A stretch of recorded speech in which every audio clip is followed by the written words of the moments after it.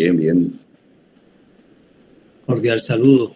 Haciendo la tarea de estar en el seminario y en el semillero y en todo lo que hay que estar. Así se hace, hermano. Gracias.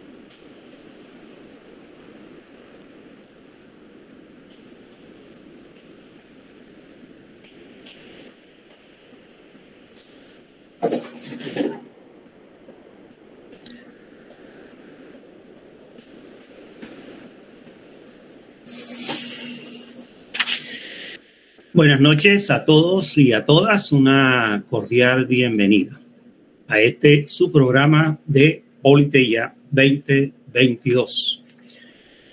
la Universidad Atlántico, la Facultad de Ciencias Humanas, el programa de Filosofía, el grupo de investigación Cronotopías y el semillero de investigación Politeia le dan una cordial bienvenido a todos y a todas, y en especial al doctor Luis Eduardo Serra Jiménez, quien es nuestro expositor en la noche de hoy.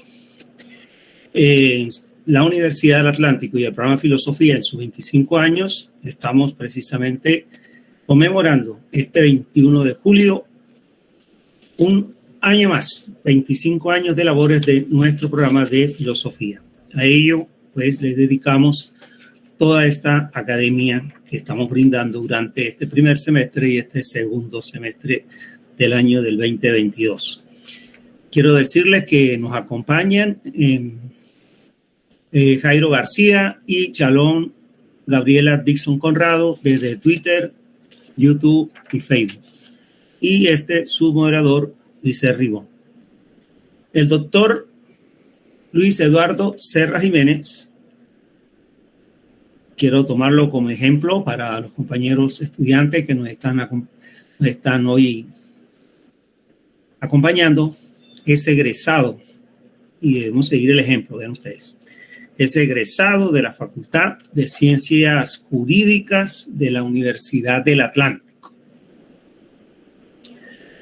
Además, es magistrado y es presidente del Tribunal Administrativo del Atlántico.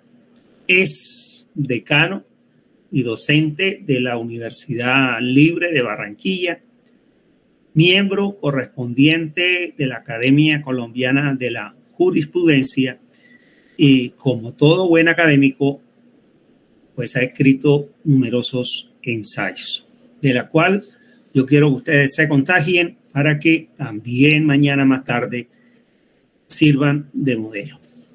Eduardo Serra Jiménez en el año 2015 recibió un homenaje por parte de la Universidad del Atlántico, precisamente por sus 25 años como magistrado y 33 años de docencia en el 2015. O sea que hoy serían 38, yo creo que no, 38 llegando a los 40 prácticamente, ¿no? De docencia universitaria, porque todavía sigue ejerciendo. Ahí donde lo ven ustedes, está animoso, con fuerza y energía y saludable mental y físicamente. Él nos va a hablar hoy sobre un tema muy interesante que es sobre la politeia de la justicia en la antigua Grecia. Nuestro semillero lleva el nombre de politeia. Ya hemos dado el nombre de qué consiste la politeia. Sin embargo, vamos a escucharlo, ¿no? De las palabras ilustres que salen del compañero del doctor Luis Eduardo Serra Jiménez en su exposición. Bienvenido, doctor Luis Eduardo Serra Jiménez. Este es su espacio. Bienvenido, doctor Serra. Buenas noches, muchas gracias, profesor Luis Ribón Pérez, coordinador del programa de filosofía de la Facultad de Ciencias Humanas. Buenas noches a Jairo Julio García, a Carlos Andrés Caballero, a Franklin Torres, a Rafael Galván, a Oscar José Lian y demás, Danis, Marcela Navarro Cantillo, Luis, y demás compañeros y compañeras. Profesor Juan Pavón Arrieta, que nos acompaña también. Bien, paso de inmediato a desarrollar el tema que nos reúne hoy, que he denominado politeia de la filosofía de la justicia en la Grecia antigua. En mi sentir, el proceso de formación de una filosofía de la justicia en Grecia antigua se desarrolló en varios momentos, los cuales propongo relacionarlos así. Un primer momento lo encontramos propiamente en el mundo de los dioses mitológicos. Es el caso del dios Cronos, que pretendió perpetuarse en el poder sacrificando a sus hijos a fin de que no tuvieran la posibilidad de sucederlo en el poder. Asimismo, el acto de rebelión de Zeus contra su padre Cronos, a quien ordenó encadenar, o el tratamiento de los dioses a titanes, como el que hizo Zeus a Prometeo, encadenándolo en una roca en el Cáucaso y disponiendo que durante el día un ave de rapiña le devorara el hígado. Ello como castigo por haberse burlado Prometeo de los dioses, encabezados estos por Zeus, sindicándolos de no tener suficiente capacidad y claridad para administrar justicia, con lo cual los acusaba de ser falibles y por consiguiente erráticos en la administración de justicia. De esto último da cuenta Esquilo en la obra Prometeo encadenado. Ahora, el escenario de la lucha por la justicia en la Grecia antigua no solo fue en la esfera mitológica, sino también en la esfera terrenal, como es el caso de Hesíodo en su obra Trabajos y Días, donde narra el despojo de gran parte de la herencia que debía recibir de su padre, de lo cual fue víctima por parte de su hermano Perses. Un segundo momento, pese a que, según la mitología griega, en algunos casos los dioses tomaban partido en las actuaciones de los humanos, en el tratamiento de estos entre sí, se encuentran expresiones de justicia y de injusticia. Así, por ejemplo, en el episodio en que los griegos o aqueos tomaron como botín de guerra a Criseida, hija del sacerdote o adivino, y en el que Agamenón la convirtió en su concubina, acto bárbaro y arbitrario que desató la ira del dios Apolo, el cual mandó una peste para los aqueos griegos, por lo cual Agamenón se vio obligado a devolver a Criseida, a su padre, pero aquel amenazó que en su reemplazo podría tomar a Briseida, mujer de Aquiles. Este le reprochó a Agamenón y a la vez se quejó de que además de las amenazas de quitarle a Briseida, que era parte de su botín, cada vez que era saqueada una ciudad de los troyanos, manifestó: nunca, comillas, nunca tengo un botín igual al tuyo. Cada vez que los aqueos saquean una bien habitada ciudadela de los troyanos, sin embargo, la mayor parte de la impetuosa batalla son mis manos las que la soportan. Mas, si llega el reparto, tu botín, refiriéndose a Agamenón, es mucho mayor, y yo, con un lote menudo, aunque grato, me voy a las naves después de haberme agotado de combatir. Estas escenas de la Ilíada denotan por una parte cómo el botín de guerra se obtenía con el esfuerzo de los que servían al rey, pero el reparto del mismo era inequitativo, lo que suscitaba una gran inconformidad de quienes más aportaban a su obtención, pero no eran retribuidos de manera adecuada. Esto último, en criterio de Aquiles, no debía ser algo distinto al reparto proporcional en la distribución de lo obtenido, ello como criterio de justicia. De manera que en ese criterio no solo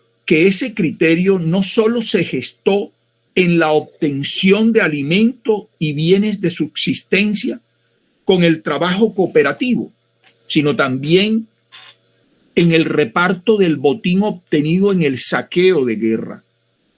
En el caso particular de Aquiles, reclama a mayor trabajo y esfuerzo, mayor proporción en la distribución como expresión de lo justo.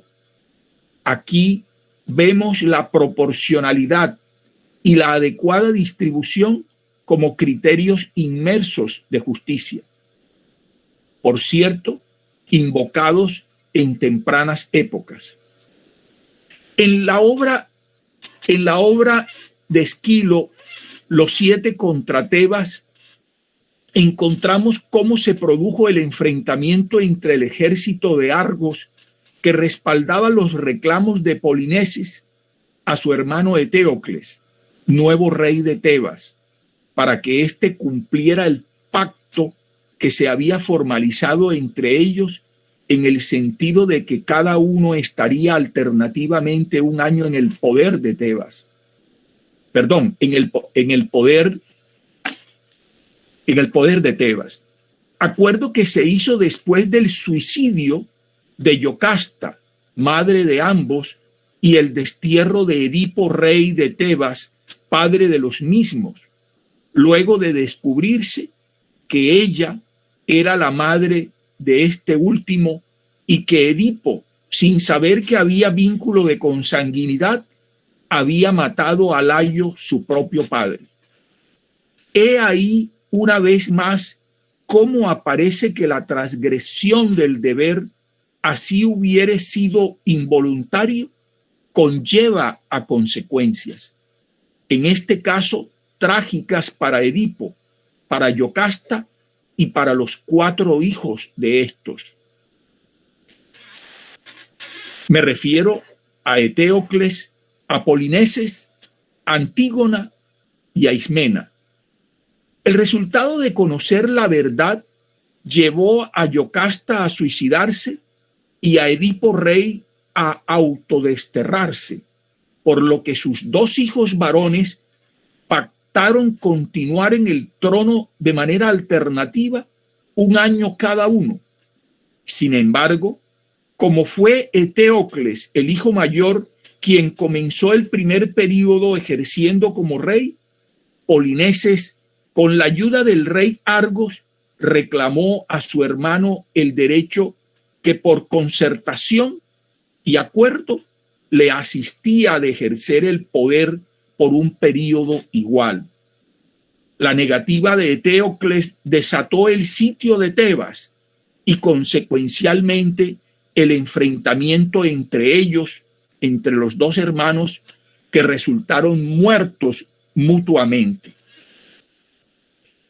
La decisión de Creonte, ahora convertido en rey de Tebas, a través de un bando en el sentido de ordenar que no se diera sepultura a Polinices, sino dejarlo expuesto a las aves y demás animales para que lo devoraran, con la advertencia de que nadie debía sepultarlo,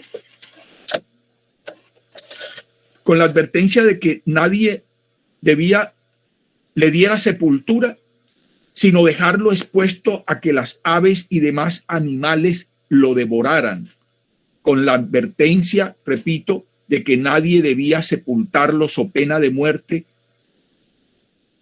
Esa sanción advertida no fue atendida por Antígona, hermana del difunto Polinices. Sin embargo, como es sabido, Antígona se rebeló a la prohibición de Creonte y procedió a sepultar a su hermano, lo que le significó la condena a muerte por orden de Creonte. Ante el interrogante de Creonte a Antígona, en el sentido de que a pesar de conocer la prohibición de sepultar a Polinices, lo había hecho, Antígona, cuestionando el decreto del ahora rey de Tebas, cuestionó también la autoridad de éste, increpándolo en estos términos: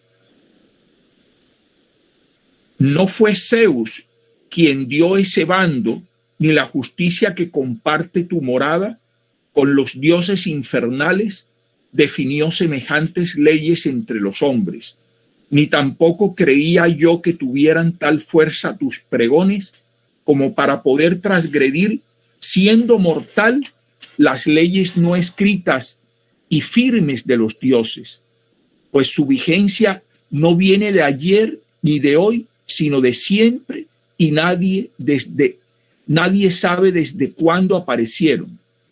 De su incumplimiento no iba yo por temor al capricho de hombre alguno, a recibir castigo entre los dioses. Que iba a morir, ya lo sabía. ¿Cómo no? ¿Cómo no iba a saberlo, aunque tú no lo hubieras prevenido en tu proclama?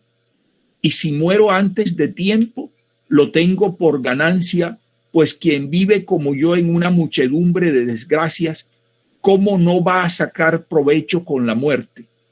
Así, el alcanzar este destino no me causa dolor alguno.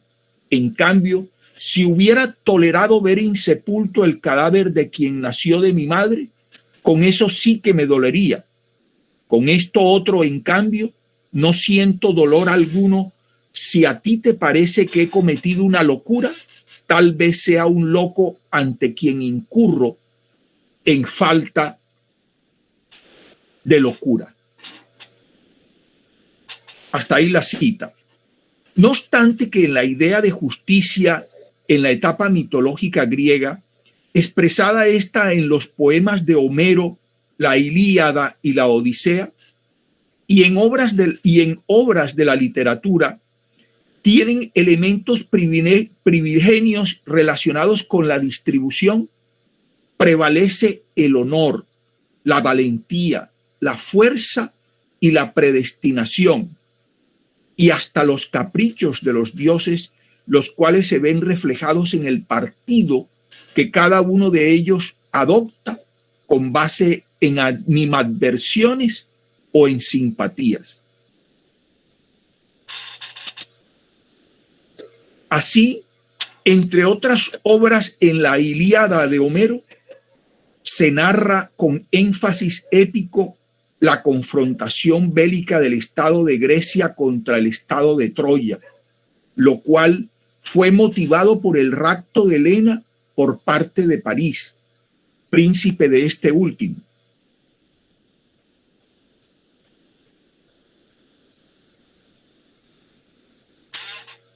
Allí se pone de manifiesto la utilización de formas privadas, cruentas y mortales de resolución de conflictos, como el duelo, que inicialmente se produjo entre Héctor, príncipe de Troya, con Patroclo, mancebo de Aquiles, que se hizo pasar por este último. Otro duelo que pretendió resolver conflicto fue el protagonizado por Héctor y Aquiles, motivado porque el primero había dado muerte a Patroclo, y no contento Aquiles con darle muerte a Héctor y con ello vengar la muerte de Patroclo, se apoderó del cadáver de Héctor y amenazó con no permitir que el rey de Troya le hiciera el rito mortuorio, lo cual evidenció la transgresión de los mínimos humanitarios de la guerra, aunque a la postre accedió luego de provocar con su conducta renuente que el mencionado rey se humillara a cambio de la entrega del cadáver de su hijo. Igualmente, Aquiles aceptó soborno de Príamo, rey de Troya, para devolver a este el cadáver de Héctor. Luego de terminar las exequias, se produjo el sitio de la ciudad y finalmente el exterminio de la población, incluida la no combatiente, entre ella la de los niños, mujeres y ancianos. Sobre esa deshumanización, posteriormente, esto es, ya en la Edad Media, vendría a sentarse la costumbre del respeto a la parte más débil y vulnerable de la población, infantes, mujeres y ancianos, como lo hizo el sultán Saladino, quien en el sitio a Jerusalén respetó la vida de los combatientes y permitió que en lo sucesivo los cristianos pudieran visitar lugares considerados santos para la cristiandad. Ello se constituyó en antecedente del derecho humanitario, así como en respeto a los emblemas de la cristiandad. Me estoy refiriendo a la Edad Media. Además del duelo, En la mitología griega, la declaratoria de guerra fue la última ratio para la resolución de conflictos. En el caso de la guerra contra Troya, como retaliación y búsqueda de restablecer el honor por el rapto que París había cometido de Helena, como se observa, la guerra de Troya se caracterizó por ser una confrontación mítica y trágica, marcada por el designio de los dioses que servían de patrocinadores de unos u otros personajes y héroes. En síntesis, en esas épocas antiquísimas, la resolución de conflictos en justicia estuvo marcada por la barbarie y la ausencia de un poder que se erigiera de manera imparcial a administrar justicia. Un tercer momento o etapa lo encontramos en algunos de los primeros filósofos griegos, los cuales, pese a centrar su estudio en la naturaleza y no en el ser humano individualmente considerado, y tampoco en la sociedad o el Estado, hicieron alusiones tácitas y breves a la noción de lo justo o injusto en los fenómenos de la naturaleza. Así, aunque los primeros filósofos griegos se centraron y priorizaron el objeto de sus reflexiones ontológico-filosóficas en la naturaleza, como el ser y no en la sociedad, ello no fue óbice para que tuvieran una visión, aunque primigenia e incipiente, de la justicia en aquel ámbito. Así, por ejemplo, Anaximandro de Mileto, uno de los primeros pensadores filosóficos, consideró que en el universo, uno de los primeros pensadores filósofos, consideró que en el universo, la naturaleza, existía una justicia. Es más, afirmó que la justicia es la ley del universo. Por su parte, Parménides de Elea, pese a que en el proemio de su poema se centró en el ser y en el no ser y la verdad,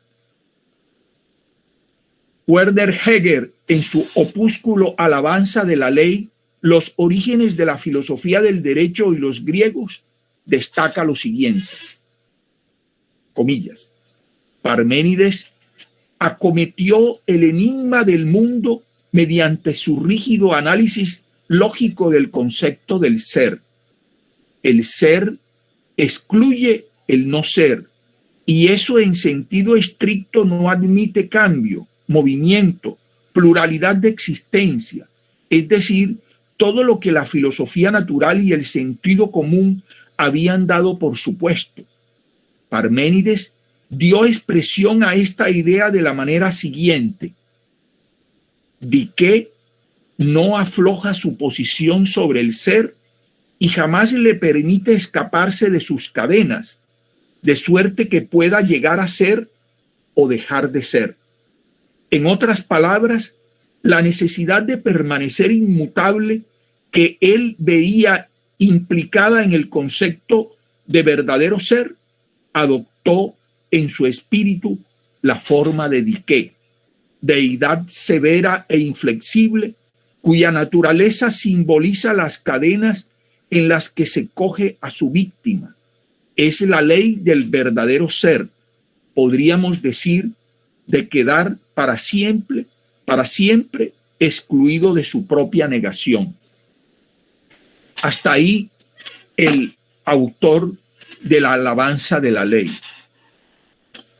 De modo que Dique, hija de Zeus y Temis, que en la mitología griega fue diosa de la justicia, se presentó en el proemio de Parménides de Elea como la expresión del ser, esto es, de lo óntico, de manera que consecuencialmente la antítesis de la justicia sería el no ser, lo cual representaría la injusticia. Asimismo, Parménides exaltó el deber por la verdad como presupuesto de la justicia y ciertamente la verdad como expresión de lo óntico. En cuanto a Heráclito de Éfeso, pese a que centró sus reflexiones en la naturaleza, hizo referencia a la existencia de ella, en ella, del logos que todo lo gobierna y dirige, del cual, comillas, todas las leyes humanas se nutren, cierro comillas. Es decir, afirmó que en definitiva las leyes humanas abrevan y tienen su fuente en el logos de la naturaleza. Heráclito fue pensador del movimiento incesante en la naturaleza. Expresó que no se conocería la justicia si no se produjeran cambios dialécticos en las cosas. Asimismo, expresó: a todas las cosas, al llegar el fuego, éste las juzgará y condenará. De manera que Heráclito erigió al fuego que está en la naturaleza como el juez. En la citada obra Alabanza a la Ley, se destaca que Heráclito, en el fragmento 44 de su obra, expresó: el pueblo luche por su ley como por sus muros.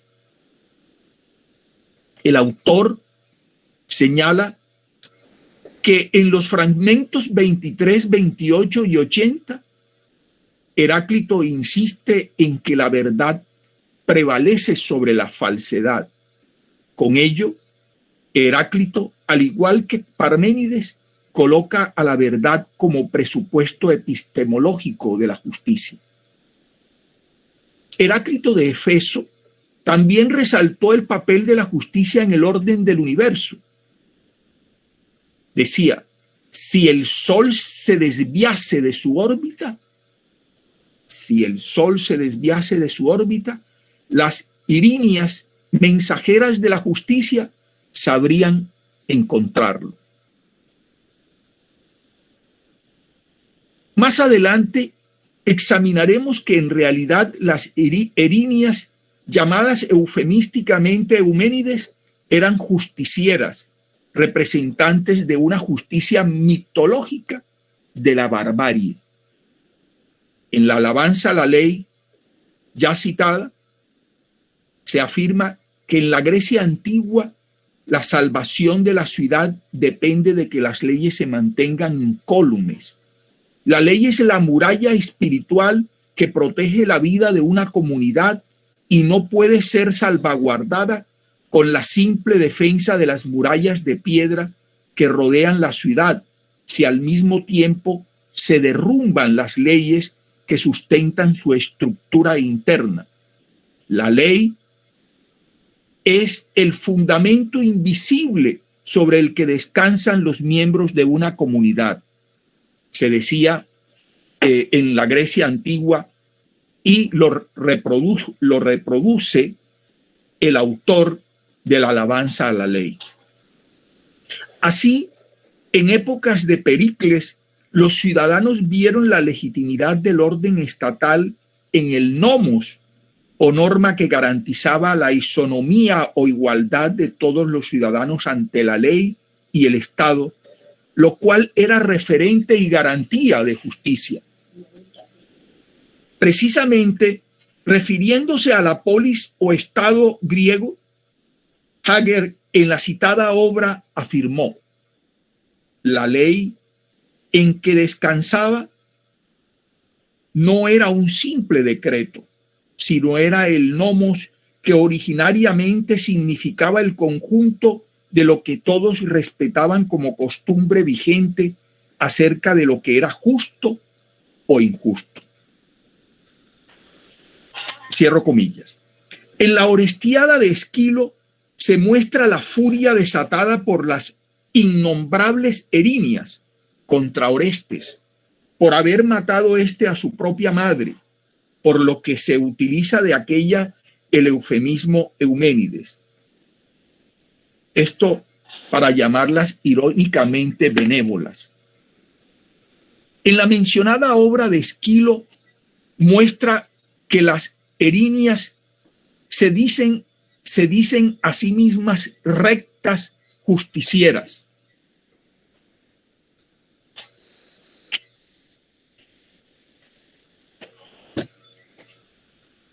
justicieras expresan: tenemos una misión que siempre debe cumplirse: acosar a los mortales que con su loca maldad incurrieron en un crimen, dando muerte a sus parientes, acosarlos y llevarlos hasta el borde de la vida y seguirlos acosando en la tierra de la muerte. Es el reino de la venganza, de la retaliación. Cuando el dios Apolo aboga para que Orestes sea juzgado por un tribunal, las erinias reclaman la competencia para hacerlo. Al respecto señalan: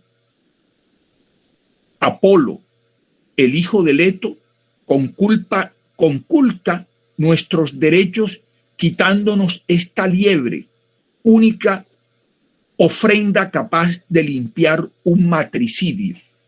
Se refería al matricidio de Orestes respecto de la madre.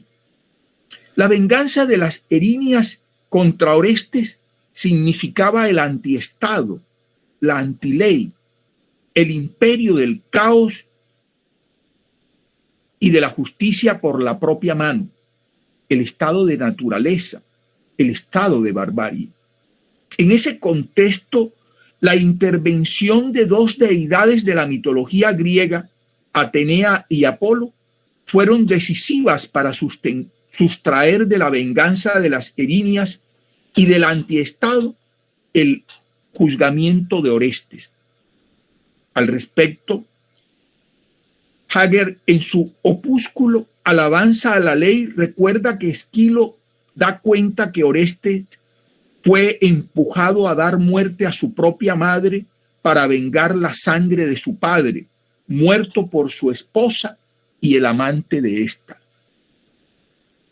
Aunque la diosa Atenea logró que las erinias aceptaran someter a Orestes a un juicio, consideraba que éstas tienen antiguos derechos que no son fáciles de conculcar. Si no obtienen un fallo favorable, brotará de su pecho la ponzoña de su resentimiento e invadirá esta tierra como insufrible peste. Por ello, Atenea decidió ser más rigurosa, de modo que por un lado se eligieran jueces irreprochables, atados por muy graves juramentos. Ahora, también consideró que ese tribunal que se establecería para juzgar a Orestes no solo sería augusto, sino que durará por siempre. Es decir, que tendría vocación de permanencia, de modo que no se convirtiera en un tribunal ex post facto. No obstante que la diosa Atenea convocó al tribunal para que emitiera un justo fallo, en conciencia advirtió que el juicio a Orestes no se circunscribiría a simples acusaciones y negaciones, sino que debían reunirse testigos que juramentados sean los auxiliares del derecho. Además, expresó, comillas, escogeré entre los mejores hombres de mi ciudad los jueces, y con ellos vendré para que juzguen este pleito con verdad, conocimiento de causa, preservando sus santos juramentos de toda consideración perversa. Así pues,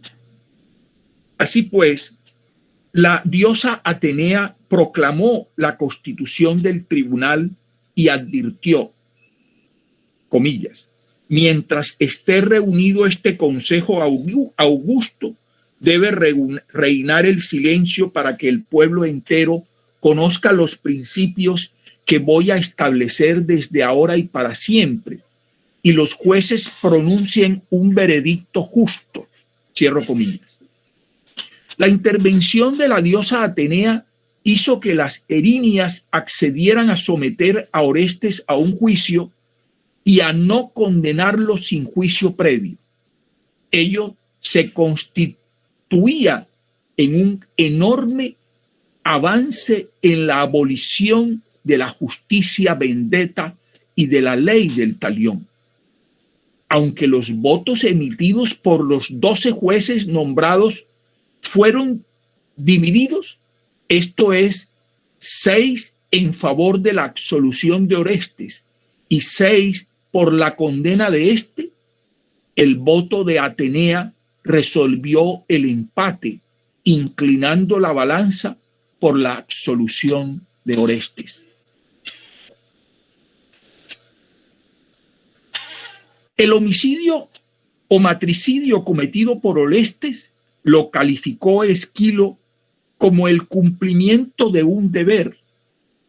Al respecto dijo, comillas, no había para el individuo escapatoria que le librara de la lógica horrible de un deber que, bajo el imperio del viejo sistema y su derecho penal, le imponían los mismos dioses, pues los clanes estaban unidos por vínculos de sangre y el consanguíneo más próximo tenía a su cargo la vindicta y la persecución del homicida.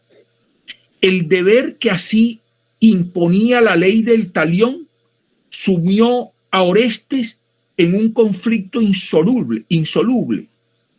Las furias de su madre le persiguieron hasta Atenas, hasta el Tribunal Supremo del Areópago, al cual recurriría en su calidad de forastero en demanda de auxilio. Pero el Areópago redimió esta víctima inocente de una justicia criminal primitiva. Derribó con su veredicto el viejo principio de retribución y al absolver a Orestes suprimió la institución de la venganza de la sangre. Hasta ahí comillas. Por otra parte,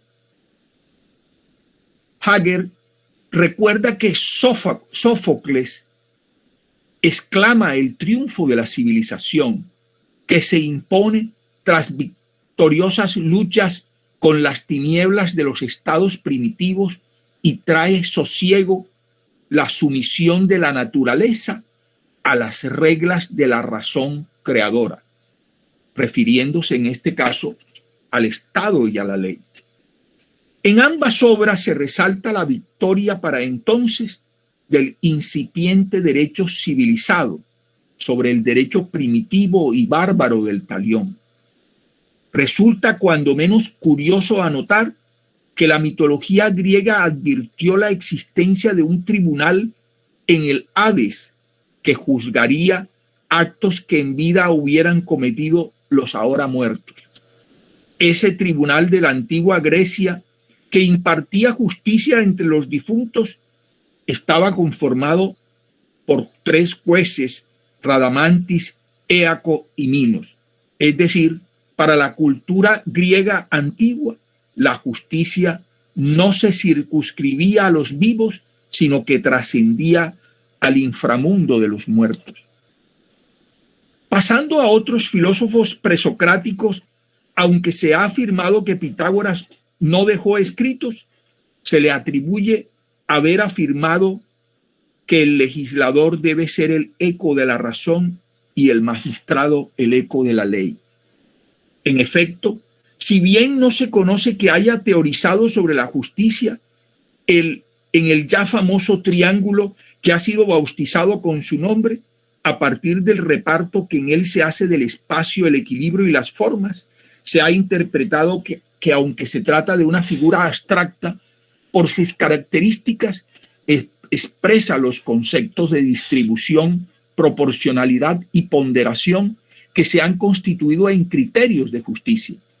En ese sentido, Pitágoras rompió con la visión óntico-materialista del mundo predominante en la mayoría de los pensadores griegos que le precedieron e incursionó en una representación abstracta e ideal de lo justo en una figura geométrica representada en el espacio, aunque ciertamente de manera atemporal. Un quinto momento lo encontramos en la sofística, en el período de los presocráticos. En sofistas de primera generación encontramos la aceptación que se tuvo en la Grecia del sofista. La aceptación que se tuvo en Grecia del sofista fue la de sabio en cada uno de aquellos problemas que se relacionan con el hombre y su posición en la sociedad. Con la sofística se desplaza radicalmente el objeto de la filosofía de la naturaleza, pasa al ser humano y con esta se inicia una filosofía humanística. Los sofistas, que eran considerados sabios, auscultaron las potencialidades del hombre y ofrecieron prepararlo para la vida política. Sin embargo, fueron desvalorizados y descalificados, acusados de farsantes y embaucadores, y solo en los últimos tiempos de la contemporaneidad ha sido posible una revisión sistemática de aquellos juicios y una revalorización histórica posterior y radical de los sofistas. La conclusión a la que se ha llegado hoy, es que los sofistas constituyen un anillo esencial en la historia del pensamiento antiguo. Así lo registra Giovanni Reale y Darío Antiseri en la historia de la filosofía. Ello amerita reivindicar el papel que tuvieron los sofistas en el planteamiento del objeto de la filosofía hacia el humanismo.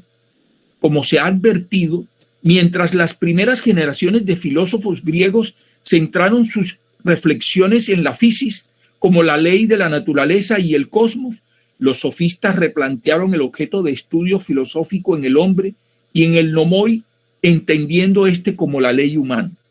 Independiente de las posiciones que asumieron los sofistas sobre las diversas temáticas, hay un ingrediente que aportaron al derecho y a la justicia, el cual consistió en el fortalecimiento de la argumentación jurídica para persuadir al auditorio, ya se tratare de gobernantes, de abogados, litigantes o de los propios jueces. En la obra citada se señala que Trasímaco señalaba que lo justo es el beneficio del más poderoso. Para el sofista Calicles, que son los hombres débiles los que establecen las leyes para sí mismos, para su propia utilidad. Quieren atemorizar a los que son más fuertes que ellos. Y así sucesivamente encontramos una serie de sofistas que hacen sus consideraciones sobre la debilidad o no de los humanos frente a las leyes. También encontramos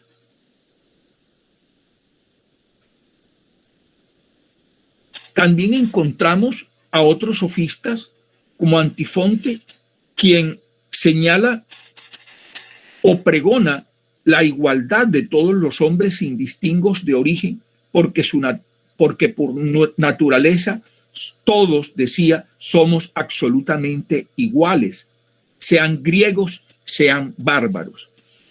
En fin, hay una serie de planteamientos que en el caso de los sofistas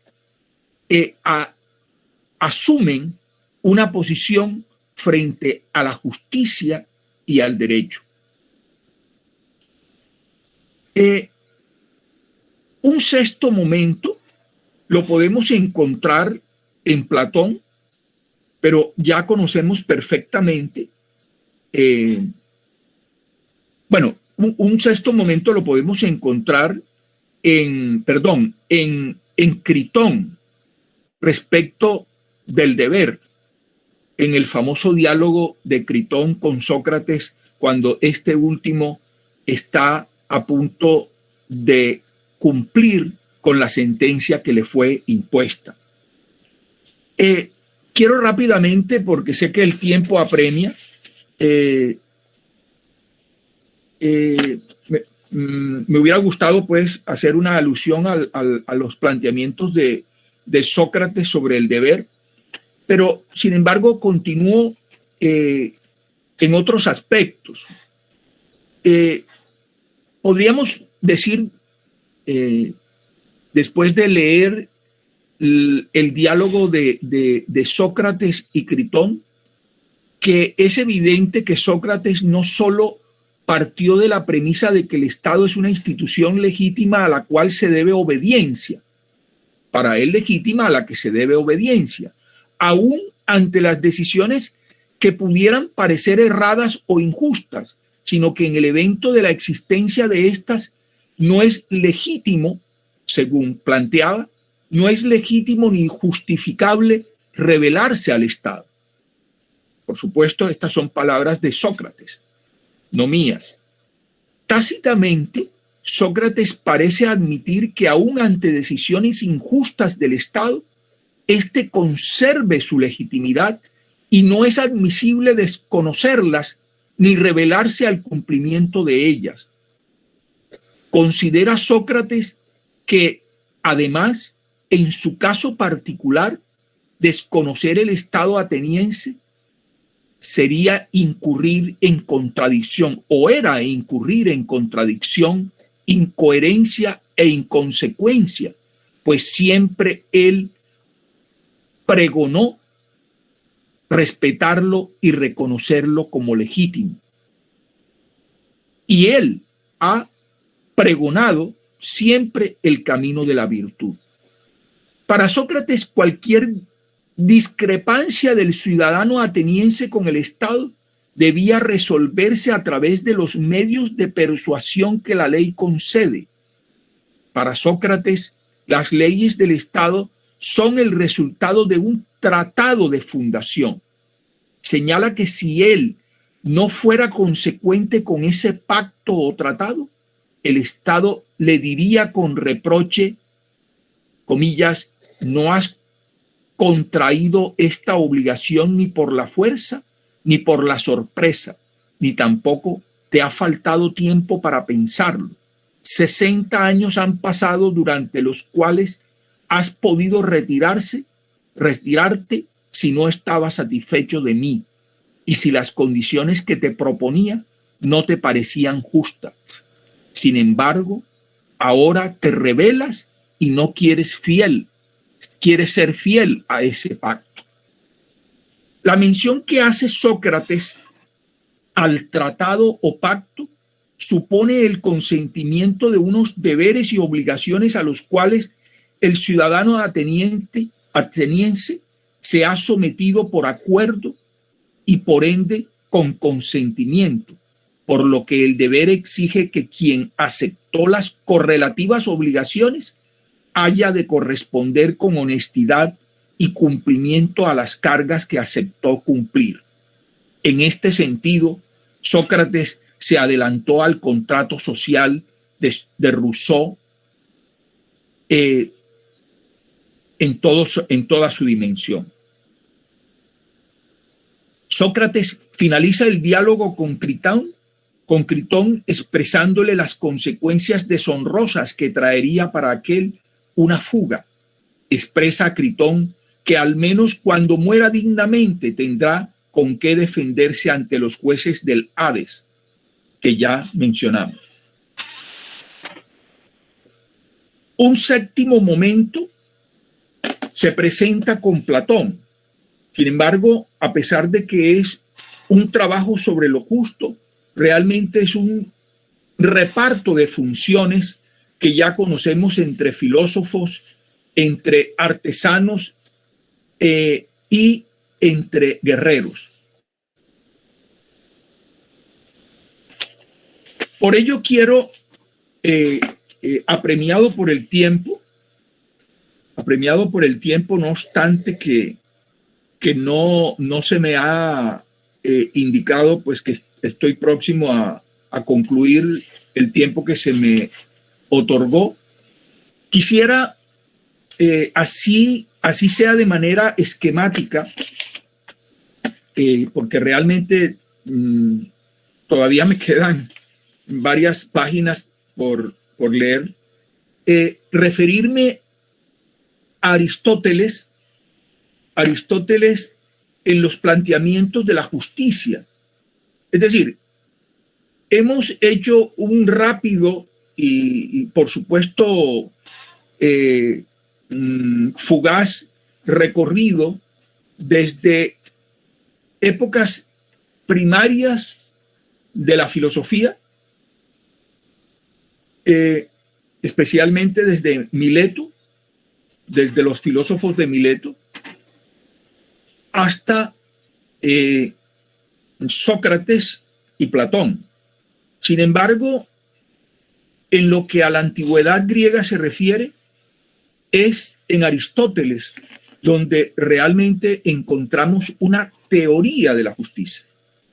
Una teoría de la justicia, por lo cual, concretamente en el libro quinto de la Ética a Nicómaco.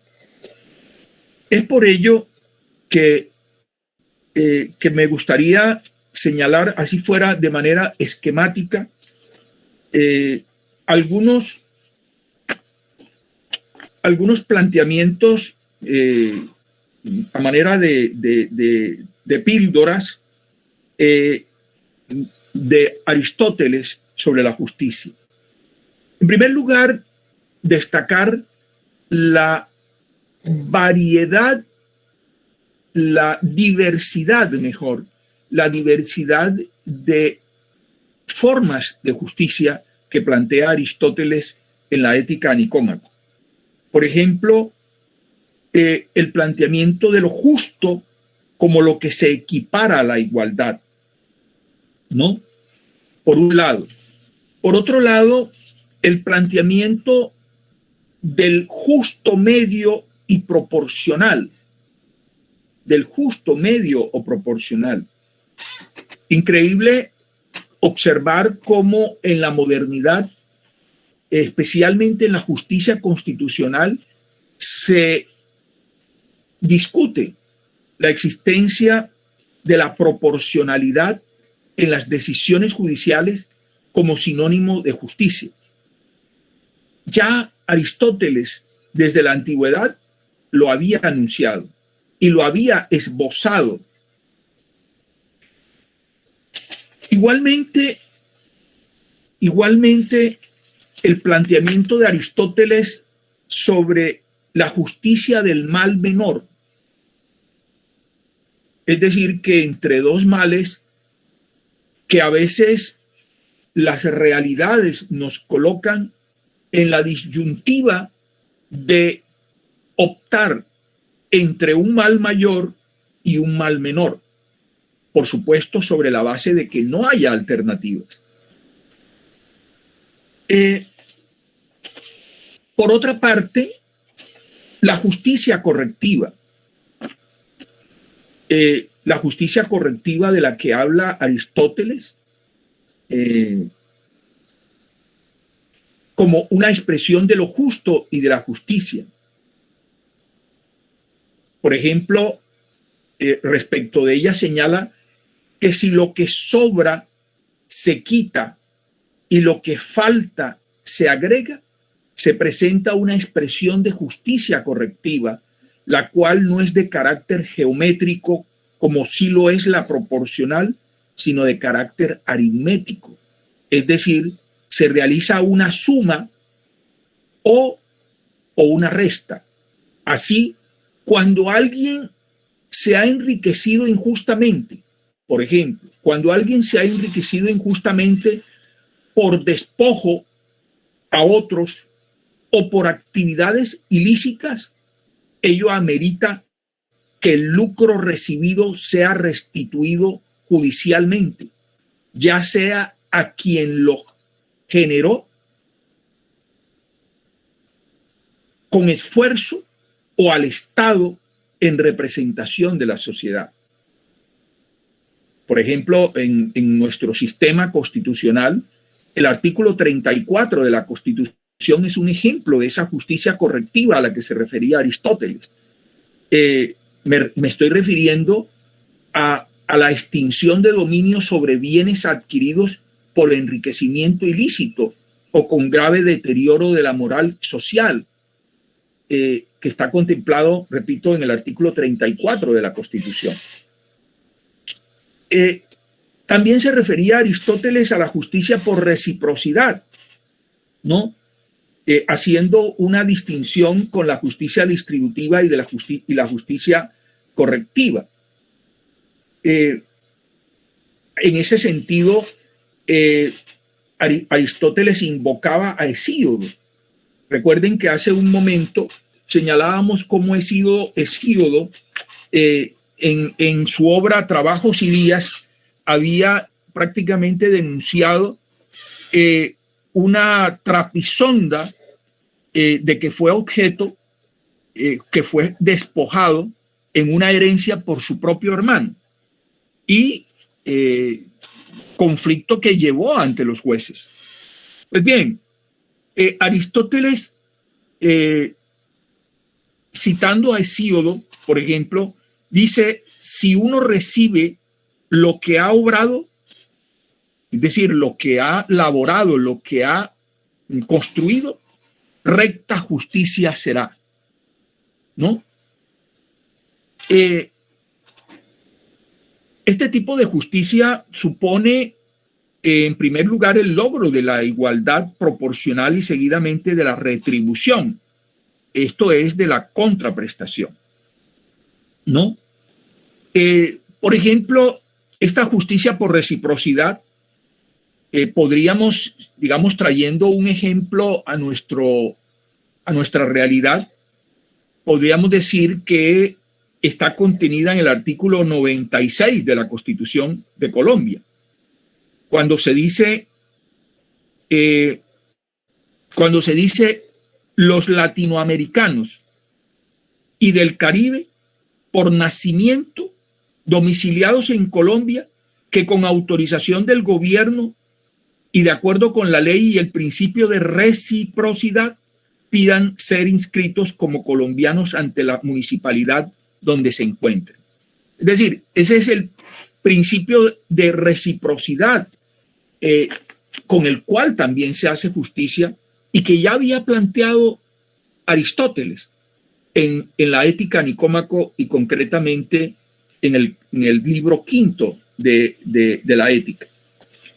Y finalmente, el planteamiento que hace Aristóteles sobre la equidad como un correctivo de la justicia.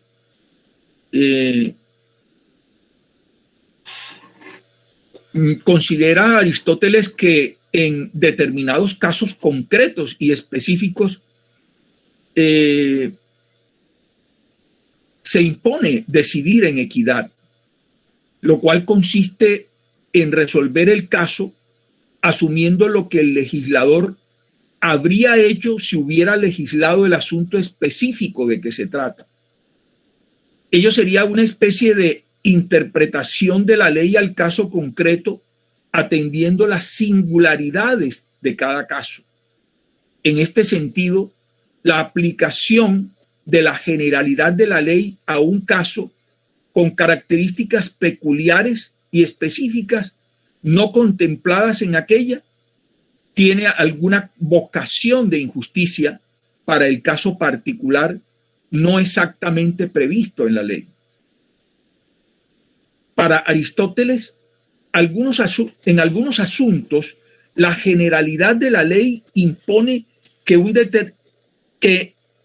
determinado caso específico, no previsto ni contenido en lo genérico de lo dispuesto en la norma, amerite rectificar a aquella y se disponga en el caso concreto como el legislador lo habría dispuesto si lo hubiera previsto de manera concreta.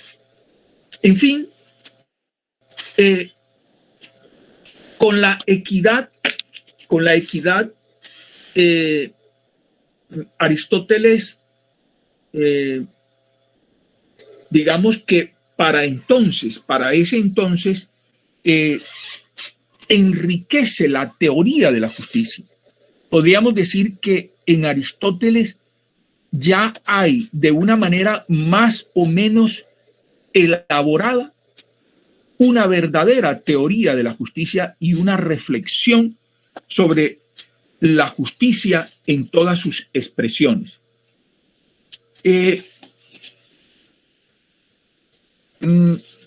Bueno, quisiera dejar hasta ahí. Disculpen que me haya extendido un poco. Les ruego me excuse. Pero bueno, he tratado de apretadamente mostrar una filosofía de la justicia en la Grecia antigua.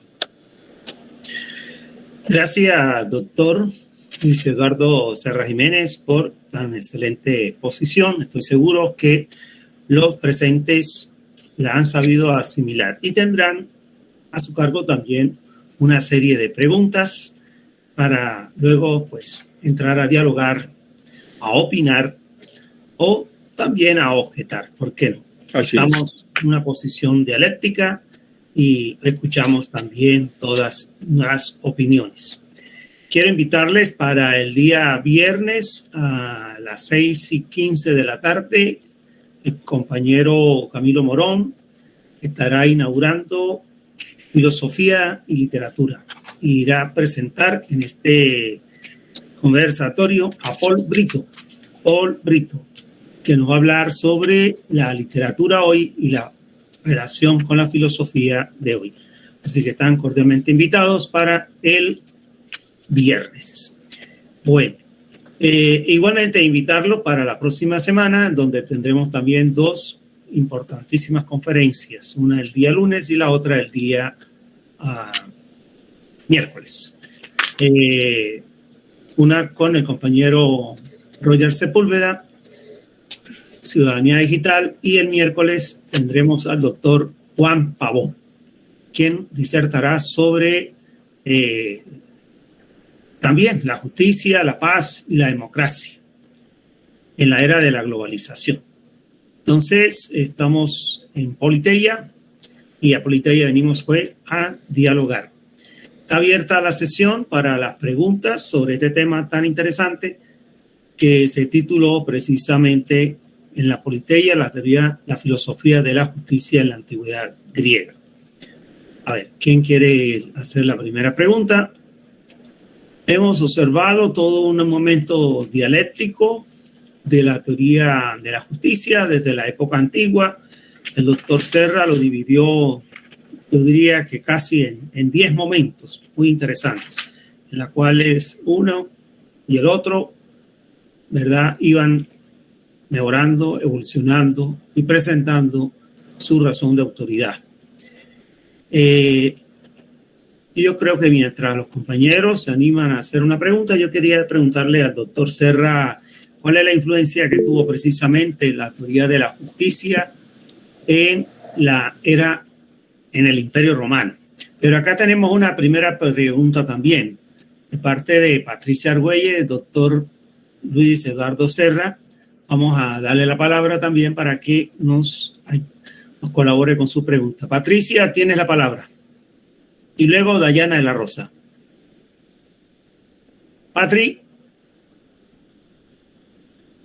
Patricia Argüelles.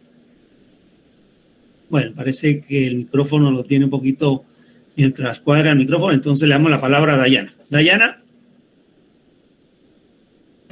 Hola, buenas noches. Buenas noches.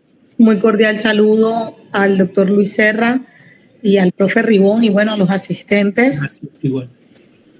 Bueno, yo quería manifestar un par de cosas antes de hacer la pregunta, y la primera es, bueno, me parece que es importante, Lucho, Ribón, que hagamos el esfuerzo de que se graben estas conferencias porque se nos están quedando diluidas en el instante de la transmisión y no nos queda nada guardado. Entonces, que hagamos el esfuerzo por o bien transmitirlas online por otras redes donde nos quede grabado o que podamos tener una grabación como memoria y luego subirla porque ha estado realmente interesante. Y bueno, partiendo de este interés, que aunque no me pude conectar desde el principio por razones de índole laboral, hay una afirmación que usted hace, doctor Serra, que a mí me gustaría que usted de pronto pudiera ampliarla, y es la afirmación de que Sócrates se anticipa a la idea del contrato social.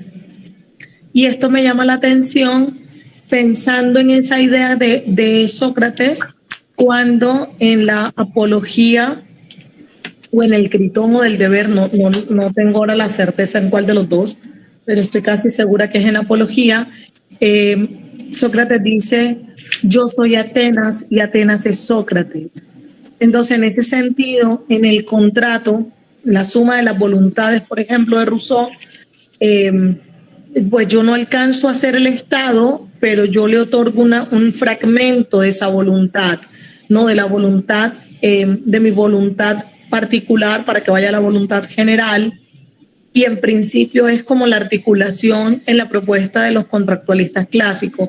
Entonces me llama poderosamente la atención porque yo nunca lo había visto. Sócrates en palabras de Platón, profesor Roger, porque sabemos que Sócrates no escribió nada, pero Platón afirma que es Sócrates y entonces partimos de la premisa que es Sócrates quien habla, ¿no? Entonces, doctor Serra, me gustaría que usted pudiera ampliar un poco esta idea que me parece potente y poderosa porque yo no la había visto, pero me parece que es interesante si nos pudiera ampliar un poco más esa afirmación. Gracias. Hay una tercera pregunta, doctor Serra, no sé si la quiere escuchar, del doctor Pavón, o la dejamos para la siguiente, no sé, o nos vamos con estas dos preguntas. Adelante. Doctor Pavón, Juan Pavón. Bien, que parece que se conectó nuevamente. Pues buenas tardes. Buenas noches, sí. Buenas noches. Primero que todo, felicitar al doctor Luis Eduardo Serra por su brillante intervención. Yo quería hacerle dos anotaciones, resaltando primero que es correcto lo que él está planteando sobre el eje de lo que se presenta la equidad, pero sería bueno que él presentara la nueva perspectiva de la equidad como un elemento más de orden hermenéutico que en la aplicación de la ley. O sea, la nueva perspectiva de la equidad sobre las cuales nosotros hemos venido conversando fundamentalmente en las versiones de Arthur Kaufman o de Luis Recasens Siqués. Y lo otro que él tiene toda la razón es que la teoría del contrato social echa sus fundamentos en la mitología y en la cultura griega, lo mismo que la democracia. De hecho, en el Critón y del deber y en la apología de Sócrates, la explicación de Sócrates de por qué se niega a huir es porque él tiene establecido un contrato en la conversación con las leyes, porque él tiene establecido un contrato con la sociedad y que huir era romper el contrato. Muy bien, gracias, doctor Juan Pavón.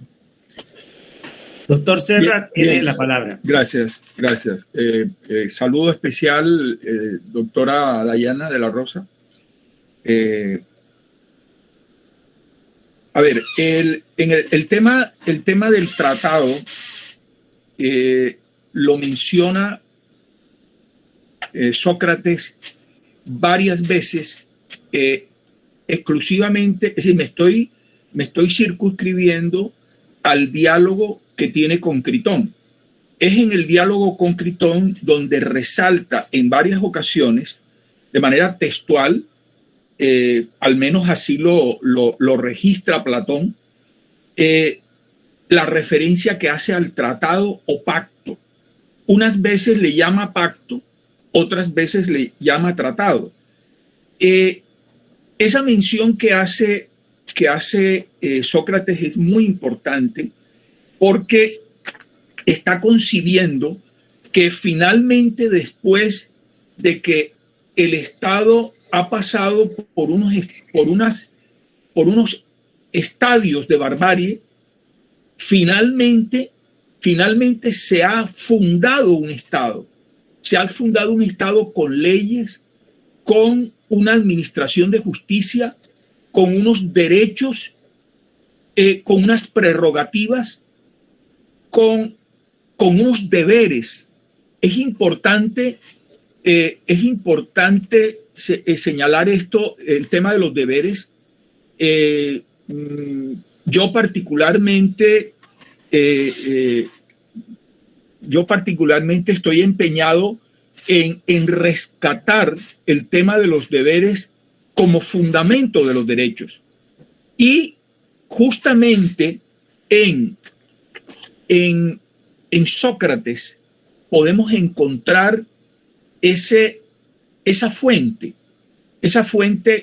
entre otras cosas, coherente desde el punto de vista de la exposición y coherente desde el punto de vista de la actitud de quien lo expresa. Es coherente con lo que dice, con lo que dice, con lo que hace. Nadie mejor que Platón precisamente para hablar del deber, pero también para hablar del contrato y del pacto, porque es precisamente el pacto y el contrato que están inmersos en el Estado lo que disuade a Sócrates de irse a Tesalia, a donde los amigos, sus discípulos, especialmente Critón, tienen preparado no solamente sobornar a los guardias, sino también tienen preparada una embarcación que los lleve a Tesalia, ¿no? Sin embargo, la importancia que le da Sócrates a la constitución del Estado a partir del tratado y del pacto es realmente extraordinaria. Lo dice en varias expresiones textuales. Por ejemplo, al referirse a los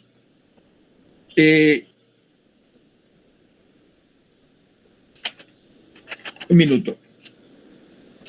Se refiere al pacto, dice, consecuente con ese pacto, el Estado le diría con reproche: no has contraído esta obligación ni por la fuerza ni por la sorpresa, y tampoco te ha faltado tiempo para pensarlo. 60 años han pasado durante los cuales has podido retirarte si no estabas satisfecho de mí y si las condiciones que te proponía no te parecían justas.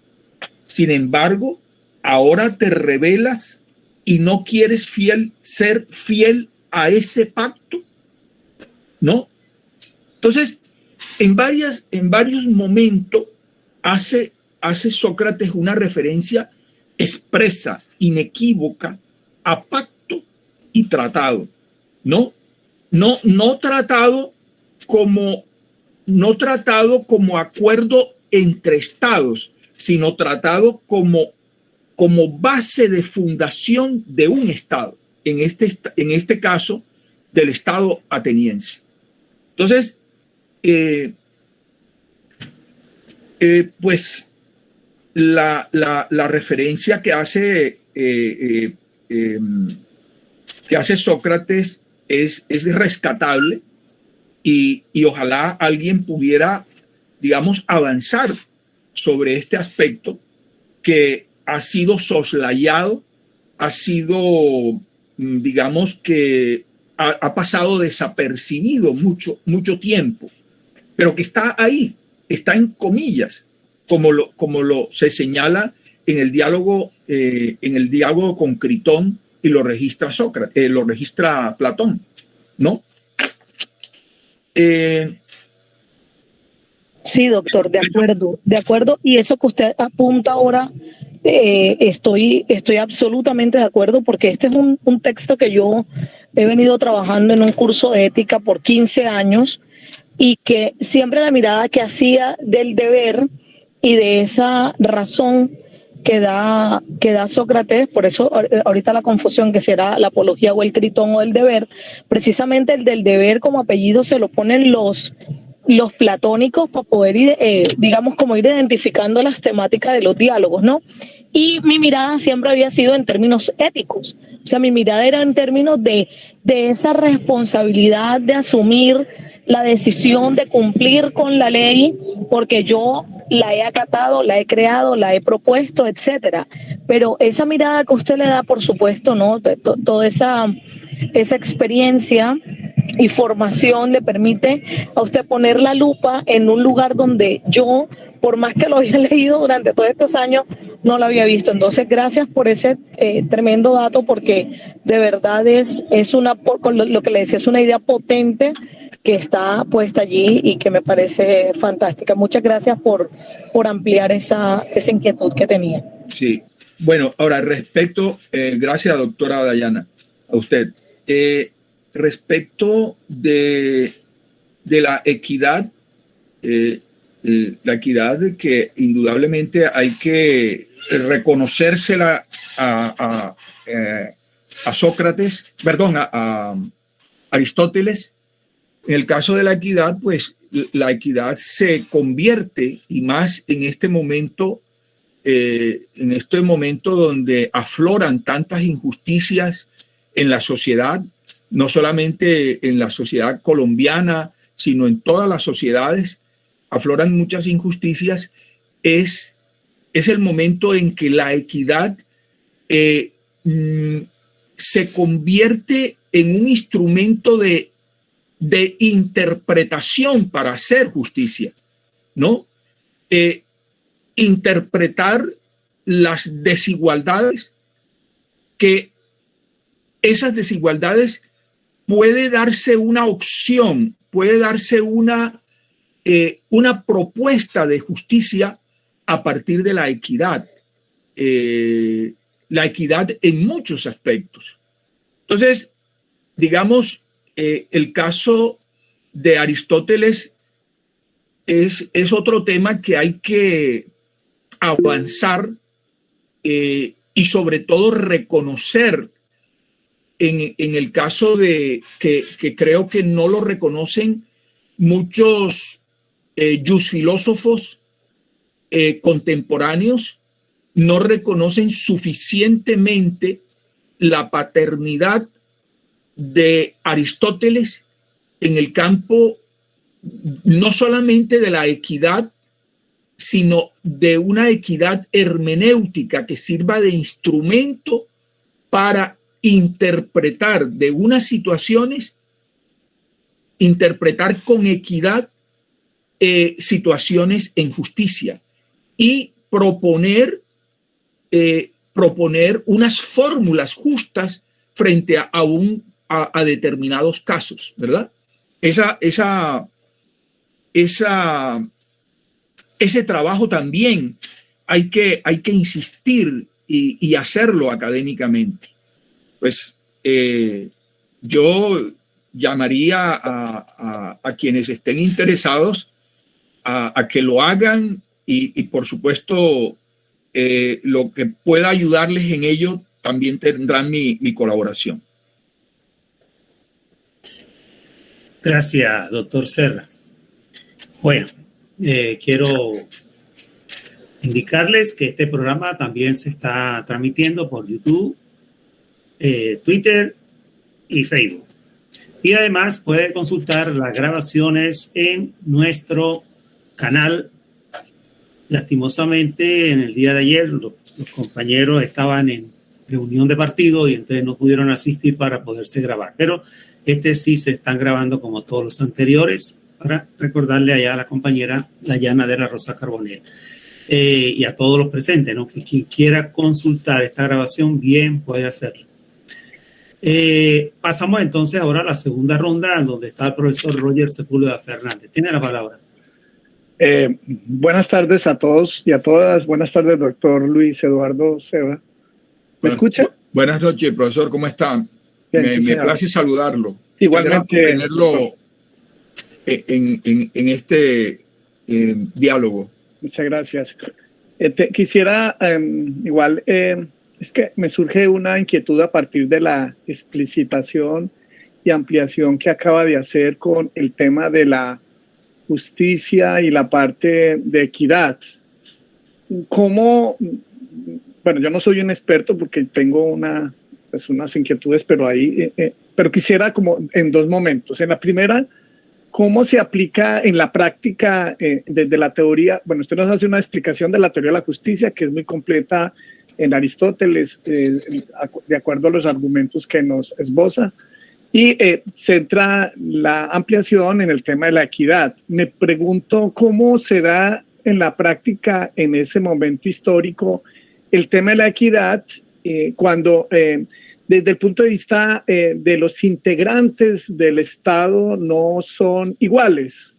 En tanto por naturaleza, pues hay unos que son esclavos y otros que son, bueno, y tienen una diferenciación dentro del Estado. Por un lado, y cómo se da esa equidad en la vida ciudadana, cómo se amplía el tema de la justicia y la ciudadanía articulado con el tema de la equidad cuando puede ser que esté equivocado y precisamente quiero que me aclare y me precise cómo lograr hacer ese ejercicio de equilibrio de la equidad cuando no son iguales porque por naturaleza no lo son, según la teoría y revisando la política en Aristóteles, pensando el tema de la ciudadanía. Gracias. Pero se está refiriendo, doctor Sepúlveda, a la Grecia antigua, ¿no? Sí, claro, con relación al planteamiento en Aristóteles y como usted lo termina diciendo que es una teoría de la justicia muy completa o por lo menos está planteada, entonces mi inquietud y con la ampliación que usted hace en la última parte, haciéndole precisión al doctor anterior, como con el tema de la distribución, la parte de la equidad. Entonces me surge esa inquietud. Gracias. A ver, bueno, en primer lugar, Aristóteles plantea el tema de la equidad como un correctivo de la justicia. Es decir, asume que esa justicia tal y cual está concebida por la ley tiene defectos, ¿no? No es una justicia que todavía admite mayor virtuosidad, ¿no? Ya. Pero esa virtuosidad solamente se hace ostensible, así como se hace ostensible la inequidad, se hace ostensible la aplicación de la equidad en casos concretos. Entonces, es en los casos concretos porque en principio la ley está dando un tratamiento igual y aparentemente equitativo a todos, ¿no? Está dando un tratamiento igual. Sin embargo, en la práctica, esa ley que se antoja, que se presenta como igualitaria, puede tener falencias, pero falencias no en la generalidad, sino falencia en la aplicación concreta de la ley. Por ejemplo, porque al aplicarse a determinada persona, ella no puede recibirlo en el mismo plano de igualdad que lo recibe otra. Entonces, esa en particular, a esa persona, digamos a la persona B, que no está en suficientes condiciones de recibir la aplicación de la ley, cuando se amerita darle un plus a esa ley para que en el caso concreto realmente la ley se ajusta. Porque si se aplicara la ley de manera uniforme entre dos personas diferentes, por ejemplo, sería una expresión de injusticia, porque hay una de ellas que no puede recibir la ley en condiciones de justicia porque hay una diferencia en ella. Hay una diferencia que lo pone en condición de inequidad precisamente. Digamos que podríamos decir que lo colocaría en situación de cojera. Claro. Precisamente, ¿no? Precisamente el propio Aristóteles hacía mención precisamente a la cojera, que la equidad era precisamente para aplicar a quien tenía una condición que lo hiciera cojo. Entonces, es decir, como especie de una cuña que le faltara para lograr la igualdad, pero no solamente lograr la igualdad respecto de otros y ponerlos en un mismo plano pese a su desigualdad, sino también hacerlo pleno en lo individual, en lo personal, hacer que disfrute, por ejemplo, que disfrute un derecho en las mismas condiciones que lo podría disfrutar otra persona. Claro, porque yo estaba pensando en dentro de la clasificación, pues están los ciudadanos que son los libres, pero están los esclavos y están dentro de, pues, las mujeres y entonces ¿cómo pensar? Porque ahí habría que pensar que es la ley de la justicia y la equidad para los iguales inicialmente, para los libres, entonces los ciudadanos, pero aquellos que no son libres, que no son ciudadanos, lo que pasa aplicaría otra. Sí, lo que pasa es que Aristóteles, que yo sepa, no estaba, digamos, su discurso sobre la equidad no tenía como destinatarios los esclavos, sino tenía como destinatarios los libres. Claro. Pero reconocía en los propios libres diferencias. O sea que había factores diferenciales en la población libre. Claro. Y era a esa población libre a la que él se refería. Digamos, es un poco difícil, no obstante que así lo querramos, aspirar a que él se refiriera también a la población esclava. No, Aristóteles indudablemente se estaba refiriendo a los libres, sí. Pero si bien encontraba que en los libres había una igualdad formal frente a la ley, algunas de las particularidades de los propios libres los podían llevar a que la aplicación igual de la ley se convirtiera en una injusticia, porque en definitiva no eran totalmente iguales, no eran sustancialmente iguales, y por ello podían encontrarse diferencias significativas entre ellos. Esto realmente es un avance importante de Aristóteles, es un avance impresionante de Aristóteles que hoy en día, digamos, somos beneficiarios en el mundo de esa antigua concepción de Aristóteles, por supuesto traída ahora a una sociedad con aspiraciones más amplias, ¿cierto? Pero es que veo que enriquece bastante el tema de la ciudadanía, que es uno de los objetos de análisis más adelante. Gracias. Perfecto. Bueno, muchas gracias. Con gusto, doctor. Estamos en Politeia, 2022, primer semestre. Y entramos en diálogo y también en la línea recta. Ya nos quedan las últimas preguntas, así que por favor, las personas que están todavía pensando en preguntar, no pierdan la oportunidad de realizar y entablar el diálogo con el doctor Luis Eduardo Serra Jiménez.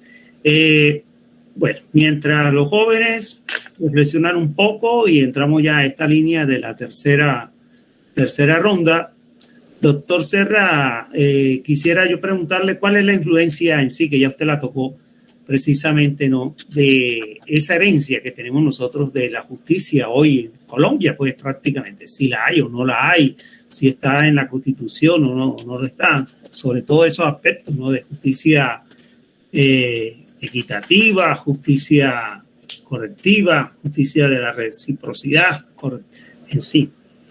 ¿Qué nos tiene que decir al respecto? Bueno, indudablemente que hemos avanzado, hemos hecho grandes avances en la justicia.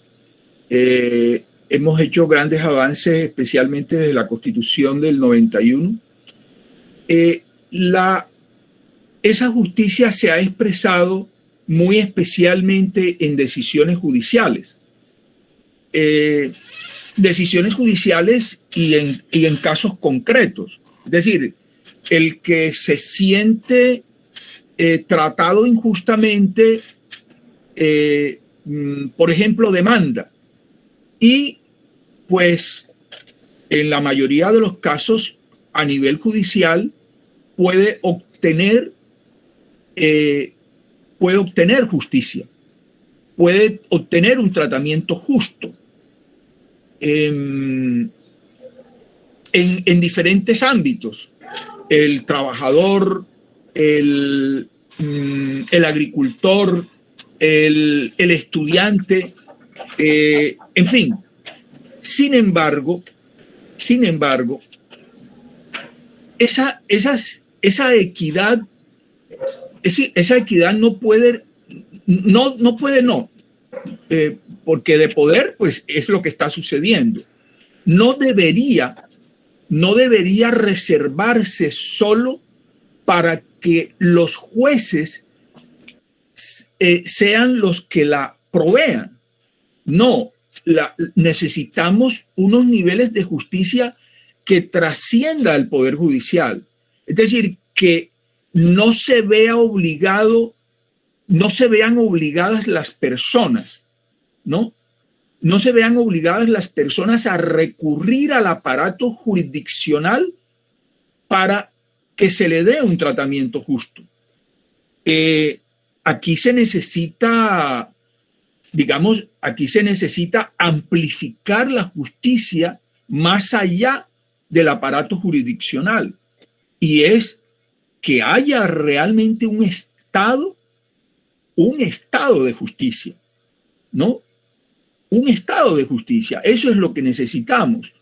Y cuando hablo del estado de justicia, eso trasciende, pues, totalmente lo jurisdiccional.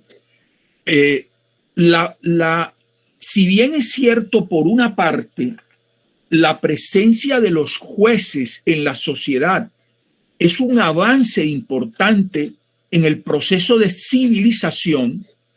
Por ejemplo, ahorita cuando mencionaba cómo en la mitología la diosa Atenea propugnaba porque a Orestes lo tuviera un juicio, ¿no?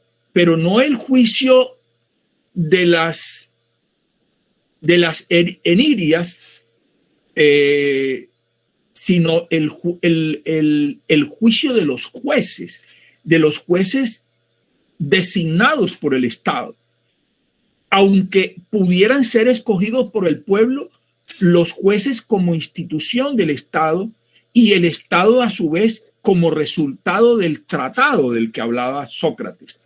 Entonces, lo que necesitamos es que las expresiones de justicia no se circunscriban, no queden reducidas al rincón, por decirlo de una manera, a una parte del Estado que es la administración de justicia. No, sino que esas expresiones de justicia se vean reflejadas, expresadas y concretadas, sobre todo en la decisión, por ejemplo, del Ejecutivo, del propio legislador, del que hace vigilancia disciplinaria, del que hace control al gasto público, del que hace auditoría, por un lado, y por el otro, dentro de los mismos comportamientos de la sociedad,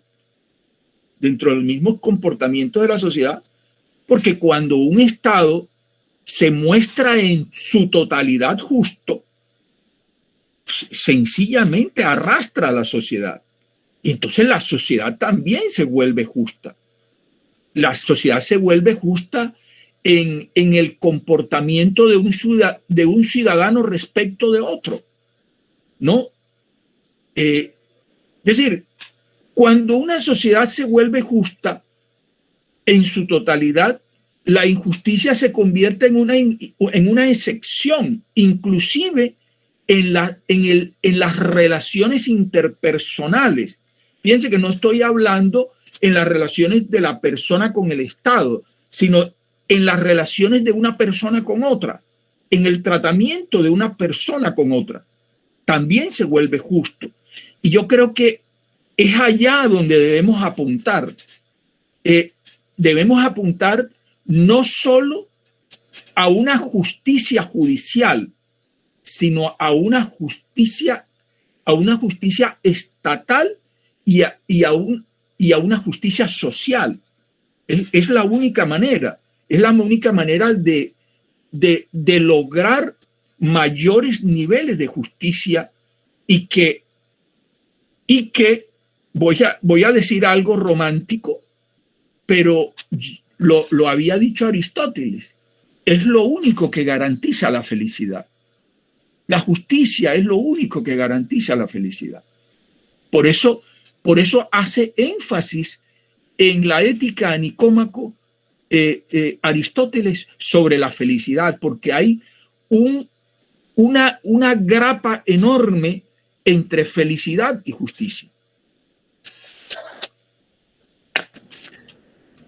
Muy bien, no sé si alguien quiera hacer la última pregunta. Ya estamos próximos a cerrar este programa Politeia. Recuerden que pueden volver a observar este video, esta conferencia en nuestro canal de YouTube.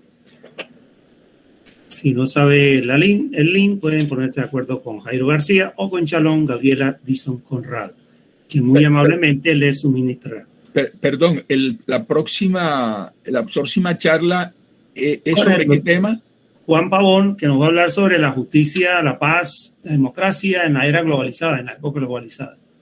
Está cordialmente invitado, doctor Luis Eduardo Serra. Gracias. Lo que pasa es que generalmente se me cruza con una clase que tengo en la Universidad Libre, pero creo que el próximo miércoles, es el miércoles, ¿cierto? Sí, señor. Estaré ahí para escuchar al profesor Pavón. Y nos traemos de paso a los muchachos también para que lo escuchen. Perfecto. Están cordialmente invitados a todos y todas, ¿no? Gracias, sí. Gracias. Sí, puedo compartir el perfectamente. link, sí, señor. Gracias. Lo puede compartir, doctor. Así que muchas gracias. Muchísimas gracias a usted por tan excelente conferencia. A todos nos agradó y la verdad que llenó muchos vacíos de todas y todas. Por supuesto, no va a ser la primera y la última que lo volvamos a ver. Lo estaremos invitando en otras oportunidades, ya que nuestro semillero lo admira grandemente. De todo corazón, muchísimas gracias a todos los presentes, pues muchísimas gracias también. Y no queda más que darles un fuerte abrazo a todos y a todas. Que tengan todos una feliz y cordial noche. Muchísimas gracias. A ustedes. Muchas gracias. Gracias a usted, doctor Luis Eduardo. Feliz noche para todos y todas.